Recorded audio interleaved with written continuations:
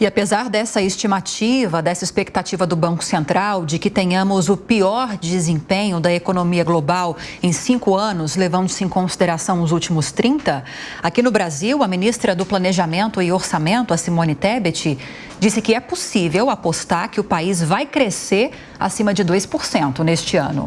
André Anelli. A ministra do Planejamento e Orçamento, Simone Tebet, disse em entrevista no programa Voz do Brasil que está mais otimista que o mercado em relação à economia. Tebet afirmou que ações do governo no ano passado proporcionaram mais emprego e investimentos no país. Nós passamos para a iniciativa privada, para os investidores internacionais e nacionais, que este é um governo sério, que tem um foco no social sem descuidar do dinheiro público. Ninguém vai sair gastando por gastar, nós vamos gastar naquilo que é prioridade. Nós não precisamos fazer economia, não precisamos fazer caixa, mas não podemos gastar mais do que arrecadamos. Qual foi o impacto disso, Luciana? Vocês viram queda de juros, queda da inflação, câmbio controlado, portanto queda do dólar, consequentemente, comida mais barata na mesa do trabalhador. A ministra destacou ainda que os investimentos em infraestrutura terão foco no programa Minha Casa Minha Vida. Teremos muito recurso para infraestrutura e para o programa Minha Casa Minha Vida, é importante lembrar, especialmente voltado para quem ganha até um salário mínimo e meio, até 2 salários mínimos, e políticas públicas naquilo que é mais específico. De acordo com a ministra, é possível apostar que o Brasil vai crescer acima de 2% em 2024. Então, nós teremos recursos em todos os estados brasileiros, na área de infraestrutura, de rodovias, parcerias na área de ferrovias, portos, aeroportos, cabotagem. Então, são investimentos públicos que são fruto do orçamento que foi aprovado no passado, que vale a partir desse ano, que vai fazer a máquina da economia girar. Portanto, eu estou um pouquinho mais otimista do que o mercado, que tem falado que o Brasil só vai crescer 1,5%. Oxalá estejam todos equivocados. Falaram que o Brasil ia crescer 0,7% ano passado, cresceu 3%. Então, estão falando que vai crescer 1,5%, então vamos apostar que o Brasil vai crescer acima de 2%, né? Com a aprovação do novo arcabouço fiscal e o fim do teto de gastos, voltaram a valer os pisos mínimos constitucionais que são vinculados à receita corrente líquida, o que garantiu mais recursos à saúde e educação este ano. Vamos então falar com os nossos comentaristas a respeito dessas expectativas positivas do governo em relação ao PIB, ao crescimento da economia. Fábio Piperno conosco mais uma vez, Cláudio Dantas, bem-vindos, um ótimo dia a vocês. Uma pergunta para ambos, começando com o Piperno.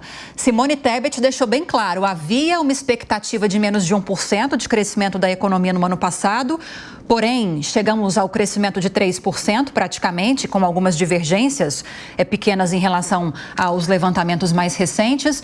E ela espera um crescimento em torno de 2% agora em 2024, diante de uma expectativa de 1,5%. O que precisa acontecer esse ano para que essas previsões realmente se concretizem? Lívia, bom dia. Bom, primeiro que o ano de 2023, ele tem que entrar para os manuais de economia para que ele seja mostrado como realmente um marco na questão das previsões absolutamente equivocadas, né? O Boletim Focus, por exemplo, na sua primeira edição do ano passado, ele estimava para a economia brasileira um crescimento de 0,78 e esse crescimento se revelou algo em torno de 300% maior. Nessa primeira edição de 2024, em comparação com o ano passado, pelo menos as projeções já apontam para um crescimento de mais ou menos o dobro daquele que foi previsto ano passado. Falaram aí em 1,52 e já elevaram isso para 1,59. Veja, a economia brasileira tem previsões otimistas para 2 setores com grande efeito multiplicador. A área dos empreendimentos imobiliários, muito em função do que está acontecendo com Minha Casa Minha Vida. Aliás, o presidente do Secov, em uma entrevista na semana passada, disse que esse será o grande motor para que a área realmente, para que o setor imobiliário realmente, e da construção civil, avance bastante em 2024. E no caso da indústria automobilística, Lívia, O final do ano foi bastante promissor, a ponto da FenaBrave ter se manifestado de forma surpresa com os números, com o balanço de 2023.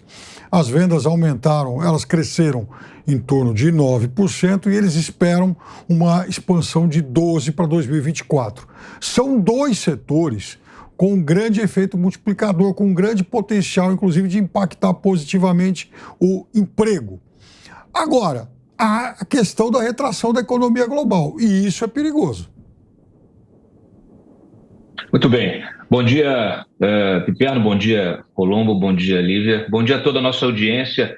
É preciso que a gente explique um pouco melhor por que as previsões elas foram frustradas para melhor no crescimento do Brasil no ano passado. Primeiro que nós tivemos uma safra recorde, uma safra do agro que ela realmente surpreendeu a todos e ela ajudou a impulsionar o PIB.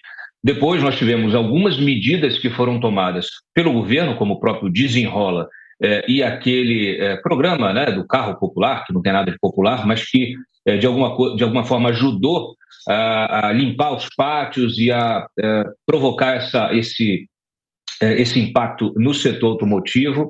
Isso gerou, né, tanto o Desenrola como essa questão dos automóveis, isso também gerou um impacto positivo no consumo. Então, você tem esse impacto sendo refletido no PIB. O problema para 2024 é que, primeiro, há uma expectativa de quebra de safra. Então, além de não termos a safra recorde, há uma expectativa de quebra de safra, o que vai reduzir o impacto do agro no PIB. E nós não temos mais recursos para esse tipo de medida anticíclica, de estímulo fiscal, como foi feito em 2023.